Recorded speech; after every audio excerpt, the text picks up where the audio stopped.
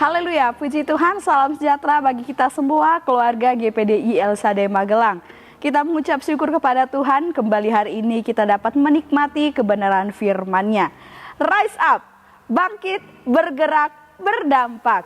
Puji Tuhan, mari kita akan membaca kebenaran firman Tuhan sesuai dengan pembacaan Alkitab kita hari ini yang terdapat di dalam Kejadian 11 ayat 31. Sekali lagi Kejadian 11 ayat 31. Demikian firman Tuhan. Lalu Terah membawa Abram anaknya serta cucunya Lot, yaitu anak Haran, dan Sarai menantunya, istri Abram anaknya. Ia berangkat bersama-sama dengan mereka dari Ur-Kasdim untuk pergi ke tanah Kanaan, lalu sampailah mereka ke Haran dan menetap di sana. Puji Tuhan, Bapak Ibu yang diberkati oleh Tuhan, kita akan kembali belajar firman Tuhan bersama-sama dan kita akan mengobservasi terlebih dahulu ayat yang sudah kita baca tadi. Di dalam perikop ini, inilah kisah tentang Abram atau Abraham itu dimulai di dalam Alkitab. Yang namanya kemudian kita bisa melihat dalam begitu banyak kitab-kitab yang lain bagaimana Abram itu terkenal dengan kepribadiannya yang luar biasa, baik itu di perjanjian lama dan juga di perjanjian baru. Dituliskan bahwa negeri asal dari Abram atau Abraham ini adalah daerah yang bernama Ur-Kasdim. Nah, tanah kelahiran Abram ini adalah negeri yang penuh dengan penyembahan berhala. Bahkan di sini pula keturunan Eber sendiri telah disesatkan imannya. Ya, Eber ini dan keturunannya, untuk Eber sendiri adalah tokoh penting dalam sejarah keselamatan karena ia menjadi jembatan antara Adam dan juga Abraham. Ya, Allah kemudian memakai Eber ini dan juga keturunannya untuk menyatakan kesetiaannya dan memelihara garis keturunan pilihan Allah sendiri di tengah-tengah pemberontakan manusia. Ya, kemudian melalui Eber inilah kita melihat rancangan Allah yang agung dan luar biasa untuk memberkati seluruh bangsa yang ada di muka bumi melalui Abraham. Jadi Abraham ini pun adalah keturunan dari Eber. Namun seperti tadi yang sudah saya sampaikan bahwa di Ur-Kasdim yang adalah tanah kelahiran Abram inilah terdapat begitu banyak penyembahan berhala yang menyebabkan keturunan Eber yang pada mulanya setia kepada Allah justru malah menjadi penyembah berhala juga dan tidak lagi beriman kepada Allah.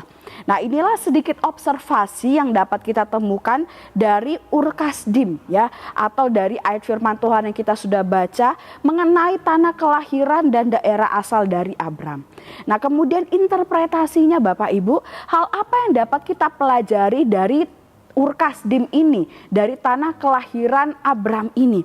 Nah, terlebih dahulu kita melihat bagaimana di dalam perikop tadi kita dapat mengetahui bagaimana ayah Abram yaitu Terah membawa anak, cucu dan juga menantunya untuk meninggalkan daerah Ur-Kasdim yang penuh dengan penyembahan berhala. Padahal Ur-Kasdim itu adalah daerah asal mereka, tanah kelahiran Abram dan juga begitu banyak keluarga mereka yang ada di sana. Ini tandanya Terah sekeluarga tidak tinggal lagi dan tidak menetap lagi di Ur-Kasdim itu. Nah, Terah membawa keluarganya menuju tanah Kanaan, namun pada akhirnya mereka menetap di daerah yang bernama Haran. Terah, ayah Abram ini bukanlah penyembah Allah Bapak Ibu.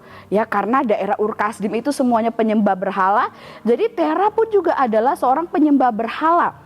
Namun keputusannya untuk meninggalkan Ur-Kasdim bersama dengan keluarganya yang adalah tempat di mana dia bisa kemudian tetap menyembah berhala karena lingkungannya memang sangat mendukung untuk hal itu. Nah, inilah yang dapat menjadi pelajaran bagi kita Bapak Ibu. Di sini kita dapat belajar bagaimana kita harus mengambil keputusan yang sama seperti Terah, ayah dari Abraham ini. Bagaimana kita harus meninggalkan, pergi dan bertolak dari hal-hal atau dari zona atau dari kehidupan yang tidak berkenan di hadapan Tuhan. Ya, dari hal-hal yang dosa di hadapan Tuhan. Ya, seperti Terah meninggalkan tempat penyembahan berhala yaitu Ur-Kasdim itu. Kita belajar, kita pun juga harus meninggalkan segala hal-hal yang tidak berkenan di hadapan Tuhan dari kehidupan kita. Ya, tentunya kita tidak boleh terus-menerus hidup di dalam dosa, hidup di dalam hal-hal yang tidak berkenan di hadapan Allah atau di dalam dalam hal-hal yang tidak sesuai dengan kehendaknya. Kita harus meninggalkan semuanya itu. Kita harus bertobat. Kita harus kembali kepada Tuhan. Hidup dalam perkenanan dan hidup dalam kehendaknya selalu. Saya akan bacakan dua ayat di dalam Amsal 28 ayat 13. Saya akan bacakan ayat ini dalam terjemahan sederhana Indonesia. Di sana dikatakan orang yang menyembunyikan dosa-dosanya tidak akan sejahtera. Akuilah dosamu dan berhentilah melakukannya, maka engkau akan mendapat kemurahan. Kisah Para Rasul 3 ayat 19 dalam terjemahan bahasa Indonesia sehari-hari, di sana dikatakan, oleh sebab itu saudara-saudara, bertobatlah dari dosa-dosamu dan kembalilah kepada Allah supaya Ia menghapuskan dosa-dosamu. Nah Bapak Ibu, biarlah hal ini yang selalu tertanam dalam hati kita, dalam pikiran kita, dalam seluruh kehidupan kita, bahwa kita sebagai umat-umat Tuhan harus hidup dalam pertobatan setiap hari. Jika masih ada hal-hal yang tidak berkenan di hadapan Tuhan di dalam diri kita, kita harus meninggalkan semuanya itu. Kita harus tinggal di dalam kebenaran Tuhan saja selama kita ada di muka bumi ini. Nah, aplikasinya Bapak Ibu, apa yang harus kita lakukan supaya kita dapat meninggalkan setiap dosa-dosa? Yang pertama, sadari setiap dosa dan perbuatan yang tidak berkenan di hadapan Tuhan itu. Kita perlu menyadarinya, kita perlu cari tahu, mungkin masih ada sesuatu yang tidak berkenan. Kita harus sadari, temukan itu. Kemudian akui dosa itu dan mohon pengampunan dari Allah. Melalui doa kita, melalui kehidupan kita yang kembali setia kepada Tuhan, dan kemudian terima baptisan. Ya, bagi Bapak Ibu yang belum dibaptis, ya tentunya jika sudah berkomitmen untuk mau bertobat, mau setia kepada Tuhan, harus memberi diri dibaptis sebagai tanda pertobatan. Dan kemudian langkah yang terakhir dan terpenting tentunya, hiduplah dalam kebenaran. Ketika sudah memutuskan untuk bertobat, ya kita harus terus hidup di dalam kebenaran dan cara hidup yang sesuai dengan kehendak Allah setiap waktu. Nah, itu yang harus kita lakukan supaya kita dapat benar-benar bertobat, meninggalkan setiap hal-hal yang tidak berkenan di hadapan Tuhan.